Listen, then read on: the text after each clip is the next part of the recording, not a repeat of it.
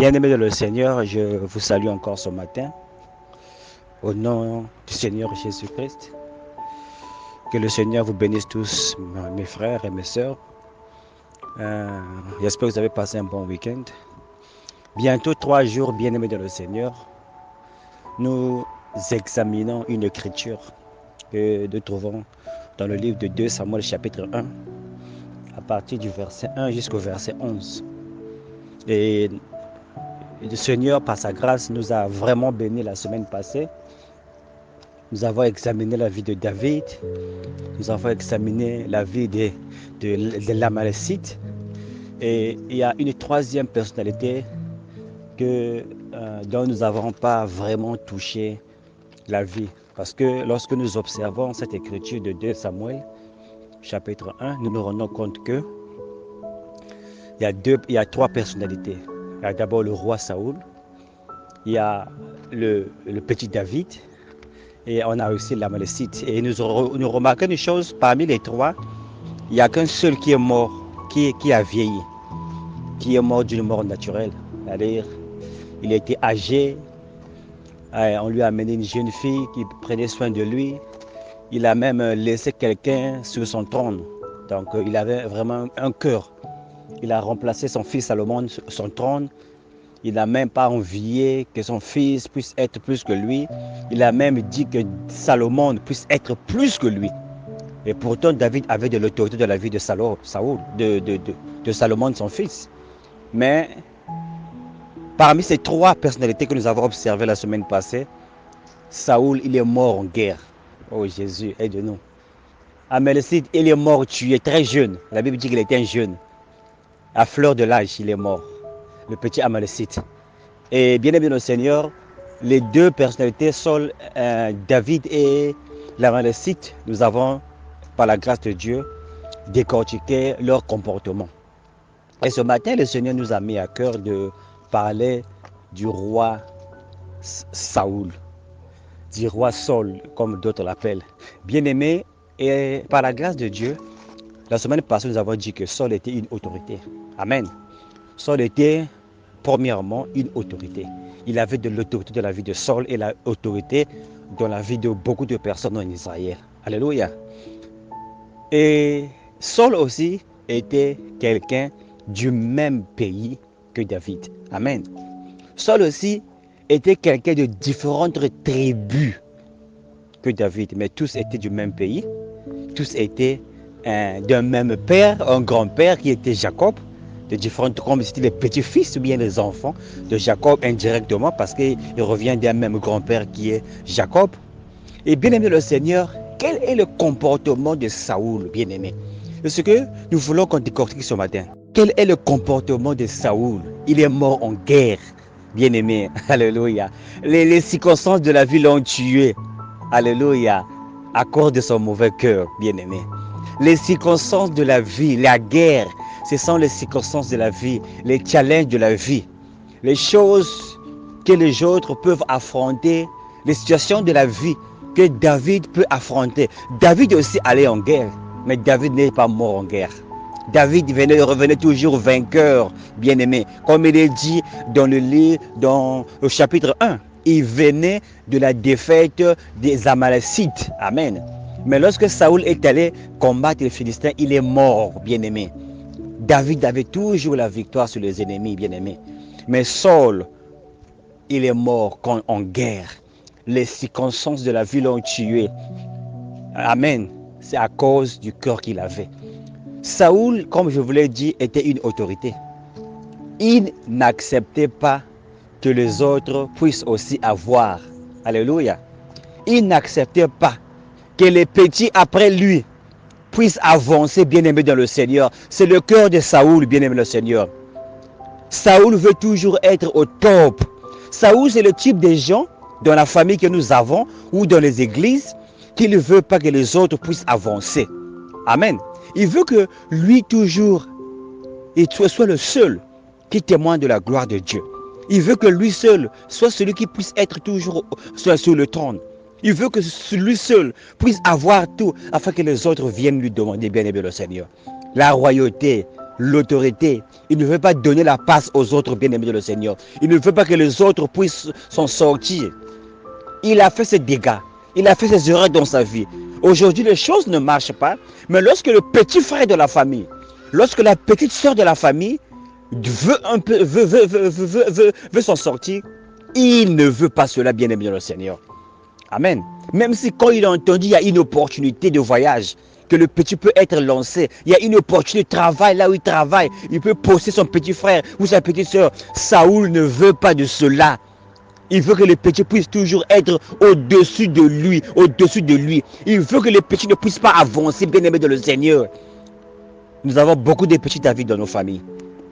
Amen. Beaucoup de petits David dans nos familles. Les grands ne veulent pas leur donner la place. Même quand le grand est fatigué, même quand le grand ne peut pas faire ce qu'il a l'opportunité de faire, bien-aimé, même quand son temps est terminé, même quand il sait que ce travail, je ne peux pas le faire, il reçoit l'opportunité, il ne veut pas donner la place à son petit David, bien-aimé le Seigneur. Il était une autorité.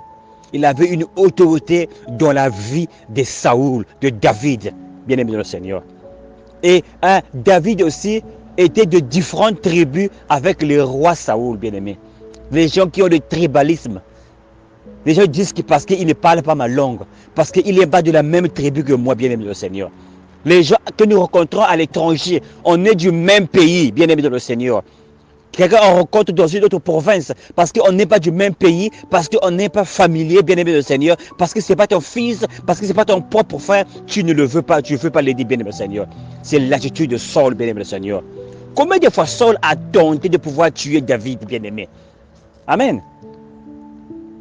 Mort, bien-aimé de le Seigneur, ce n'est pas seulement la mort physique, c'est aussi une mort spirituelle, c'est aussi une mort dans le domaine financier, c'est aussi une mort dans le domaine sentimental. Parfois, le grand frère ne peut pas avoir un foyer stable, bien-aimé, parce qu'il ne veut pas que le petit puisse avoir une bonne femme. Lorsque le petit a une bonne femme, il dit que moi je n'aime pas cette femme-là. Il n'aime pas cette femme-là, c'est pas parce que c'est une mauvaise femme, c'est parce qu'il a remarqué que le petit a fait un bon choix. Il a une très bonne femme, il va combattre le mariage de son petit frère. Roi Saoul, c'est le comportement du roi Saoul. Comme lui, il a tapé poteau. Il a eu une femme qui lui donne la tête dure. Il a une femme qui ne veut pas préparer. Il a une femme qui gaspille l'argent. Il a une femme qui ne veut pas l'écouter. Il veut que le petit David puisse aussi souffrir la même chose. Quand on lui annonce le mariage du petit frère. Ah, moi, la femme là, je ne l'aime pas. Il ne connaît même pas la femme du petit David. Mais parce qu'il a un mauvais cœur, bien-aimé de le Seigneur. Il ne veut pas que David puisse arriver au trône. Bien-aimé de le Seigneur, il va par les moyens possibles refuser le mariage de son petit frère. Oh bien-aimé, combien de fois David est en train de souffrir. Saoul, tu dois te repentir. Avant que la mort ne frappe ton propre foyer, avant que la mort ne frappe tes finances, bien-aimé le Seigneur. Lorsque le petit a quelque chose de plus que le grand, le petit a acheté une bonne voiture, qu'est-ce que le roi Saoul dit toujours, bien-aimé le Seigneur? Alors ça veut dire que cette voiture, ce n'est pas une bonne marque, ça ne va pas durer. Il va avoir un accident. Comment il a eu l'argent? Lorsque le petit David fait quelque chose de mieux que le roi Saoul, lorsque le petit frère a quelque chose de mieux que le grand frère, il y a des grands frères qui n'acceptent pas cela. Il y a des grands frères qui ne supportent pas l'élévation de leur petit frère. Bien-aimé de Seigneur, nous avons beaucoup de ces cas, même dans nos églises. Nous avons des pasteurs qui ne veulent pas que quelqu'un qui l'a formé puisse être plus que lui, bien-aimé de le Seigneur. Nous devons avoir l'esprit d'Élie. Alléluia. Nous devons avoir l'esprit d'Élie. Lorsque Élisée lui a demandé, il a dit, qu'est-ce que tu veux que je fasse pour toi? Il a dit, je veux avoir la double portion de son esprit. C'est ça l'esprit de Christ, bien-aimé. Nous devons nous repentir de l'esprit de Saul. Saul, c'est quelqu'un qui veut que les gens puissent toujours être au-dessous de lui. Il ne veut pas que les gens puissent avancer plus que lui. Il ne veut pas que les gens puissent avoir plus que lui. Saul, tu as fait tes erreurs. Tu as fait ta vie. Tu es fatigué. Tu ne peux plus travailler. Laisse la place au petit David. Laisse les petits avancer, bien-aimé le Seigneur. Alléluia. Laisse les petits avancer. Si tu as une opportunité, que tu ne peux pas faire ce travail, donne la place à ton petit frère, bien-aimé de le Seigneur. Et des pasteurs qui ne veulent pas, lorsque le petit prêche un message qui est profond, qu'est-ce qu'ils disent? Non, ce n'est pas un bon message. Peut-être qu'il a coupé ça sur Internet. Mais aujourd'hui, on a besoin des gens qui ont l'esprit de Jésus-Christ. Alléluia. Des gens qui peuvent dire, les œuvres que j'ai faites, vous le ferez aussi. Même plus qu'on a davantage, comme Jésus-Christ l'a dit. Il a dit que les apôtres vont faire plus que lui. Jésus n'était pas un homme qui avait la nature de Saul. Jésus était un homme qui acceptait que les apôtres puissent faire plus que lui. Il a même dit cela dans le livre de Jean, bien-aimé le Seigneur. Il a même dit cela dans le livre de Jean, bien-aimé le Seigneur. Prenons l'exemple d'Élisée. Comme la Bible dit que l'esprit de Jésus était dans les prophètes. Et Élie a fait la même chose à Élisée. Il a dit que c'est une chose difficile que tu me demandes. Mais si tu me vois monter, tu le recevras. Alléluia. Il dit que donne-moi la double portion. Il dit que je veux faire plus que ce que tu as fait. C'est ça le souci d'un vrai père. Il veut que son enfant puisse avoir plus que lui. Il veut que son enfant puisse aller plus que lui. Parce que le succès de son enfant, c'est aussi son succès, bien-aimé de le Seigneur. Et on a même des pères dans les familles qui ne veulent pas que les enfants puissent avoir plus qu'eux. Que les enfants puissent construire plus qu'eux, bien-aimé Seigneur. Même quand Dieu donne une opportunité, il casse cette opportunité. Au travail, on a vu cela dans la vie de nos parents. Il a des opportunités que le travail lui donne pour poster ses enfants, pour placer ses enfants. Il préfère prendre des copines, bien-aimé le Seigneur. Et ses propres enfants puissent toujours être sous son autorité, sous lui, bien-aimé le Seigneur. Aujourd'hui, nous voyons, bien-aimé le Seigneur, les gens qui terminent mal, les gens qui travaillent, mais ne voient pas ce qu'ils font parce qu'ils ont un cœur de Saul.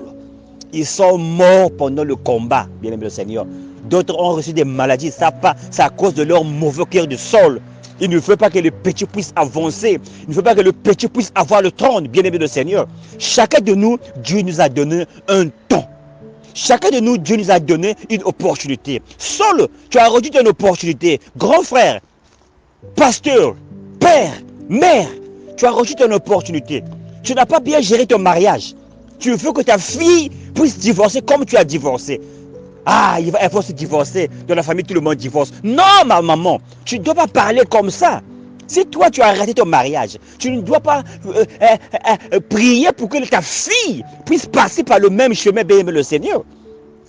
Parfois, les saules, ce sont des mamans qui ne veulent pas leur enfant puisse se marier parce qu'il veut que l'enfant puisse rester chez elle afin que l'enfant puisse la nourrir. Saul voudrait que David puisse être toujours sous lui jouer la musique. Aller combattre pour la gloire. Lorsqu'on parle que David a tué 1000, David a tué 100 000, que Saul a tué 1000, Saul se fâche, bien-aimé le Seigneur. Lorsqu'on parle, ton petit frère viendra de l'Europe, il a dit qu'il va prendre charge des obsèques. Le grand frère se fâche. Lorsqu'on parle des projets du petit frère, le grand frère est fâché. Bien-aimé, c'est ça le comportement de Saul. Il ne veut pas qu'on parle des petits frères. Il ne veut pas qu'on parle de sa fille. Il ne veut pas qu'on parle de son fils. Parce que lui, il pense que parce qu'il est grand, il doit toujours être au-dessus. C'est faux, bien-aimé de le Seigneur. C'est faux, bien-aimé le Seigneur. Être grand frère ne veut pas dire que tu dois être au-dessus de tout. Tu vas avoir plus que dans la vie. Non, bien-aimé de le Seigneur. Non. Dieu a réservé à chacun de nous sa bénédiction. Toi qui m'écoutes, tu es grand frère. Tu es pasteur. Tu es mère. Tu ne dois pas permettre à l'esprit de Saul, l'esprit qui compresse les autres, l'esprit qui étouffe les autres, l'esprit de jalousie, de pouvoir envahir ton cœur. Juste à tel point tu vas être jalouse de ta propre fille parce qu'elle a eu un bon mariage. Tu vas être jaloux de son propre fils. Bien-aimé de le Seigneur, parce que ton fils a eu une femme mieux que toi, il a eu un travail mieux que toi, il a construit mieux que toi, bien-aimé de le Seigneur. Et nous avons des cas comme ça dans nos églises, bien-aimé de le Seigneur, où on ne veut pas qu'une personne puisse témoigner. Bien-aimé, ça peut être aussi quelqu'un qui est arrivé à l'église avant toi. Amen. Tu es arrivé à l'église avant toi, mais une personne qui arrive après toi dans l'assemblée, qu'est-ce qui se passe? Il y a des gens qui ne veulent pas que des gens puissent témoigner mieux que eux, puissent témoigner plus que eux. Ils pensent que le témoignage que le frère donne est un témoignage falsifié. Amen. Amen. Il veut que comme lui, il est arrivé de l'église avant, il a connu Dieu avant, que les grandes choses puissent seulement se passer dans sa vie. C'est aussi l'exemple de Saul. Comme Saul, il croyait qu'il était roi, c'est le seul qui devait tuer plus de Philistins. C'est le seul qui devait recevoir la gloire, la louange des femmes d'Israël qui chantaient pour David, qui jubilaient pour David, qui étaient contents pour David, parce que David était aussi un homme qui a fait des grandes choses, était un petit frère, était au-dessus de Saul, bien-aimé du Seigneur. Il y a des chrétiens qui ne veulent pas que des choses puissent témoigner, bien-aimé du Seigneur. Parce que lui, il s'est converti avant, ou bien il est arrivé avant de cette église-là, il ne faut pas que les autres puissent témoigner. Bien aimé, c'est le comportement de Saul. C'est cette manière-là que Saul s'est comporté. Et à la fin, il est mort en plein combat. Alléluia. À la fin, il est mort en pleine bataille, bien aimé le Seigneur. Nous devons nous repentir. Nous devons prier au Seigneur Jésus de nous donner l'esprit de Christ. Christ qui a accepté que les apôtres puisse être plus que lui. Il leur a donné son esprit. Il a dit, va. Les œuvres que j'ai faites, vous le ferez aussi. Mais plus en grand nombre. Saul devait accepter. Moi, j'ai gaspillé mon temps. Je n'ai pas bien agi. Si Dieu a choisi David de prendre le trône, j'accepte cela. Comme David l'a fait avec Salomon. David était vieux, avancé en âge, la Bible. Il a accepté que son fils puisse prendre le trône. Il a dit que son fils David puisse être plus que moi. Amen. Que le trône de David puisse être, le Salomon, mon fils, puisse être mieux affermi, mieux grand. C'est ça le comportement d'une autorité de la vie d'un petit bien-aimé de Seigneur. C'est ça que nous devons avoir. Prier ce genre de comportement, d'accepter que quelqu'un qui est plus jeune que toi puisse avancer, puisse faire plus que toi dans la vie, bien-aimé de Seigneur. Ce n'est pas parce que tu es né avant, pas parce que tu as commencé à travailler avant, pas parce que tu as connu le Seigneur avant, que tu vas être en avance en toutes choses. Ou bien tu vas faire, ou bien tu vas connaître. Aujourd'hui, quand on voit quelqu'un qui prêche plus que quelqu'un d'autre, comme lui c'est le pasteur, comme si celui qui l'a formé va dire que non, bien aimé, ça, il a dû lire ça sur Internet. Mais aujourd'hui, on a des hommes de Dieu. Lorsque quelqu'un qui l'a formé est en train de décortiquer, il est content. C'est ça l'esprit de Christ. C'est ça l'esprit de David, bien aimé le Seigneur. C'est pas Saul. Toujours la jalousie, toujours la compétition, toujours la médisance. Bien aimé, on doit se débarrasser de l'esprit de Saoul.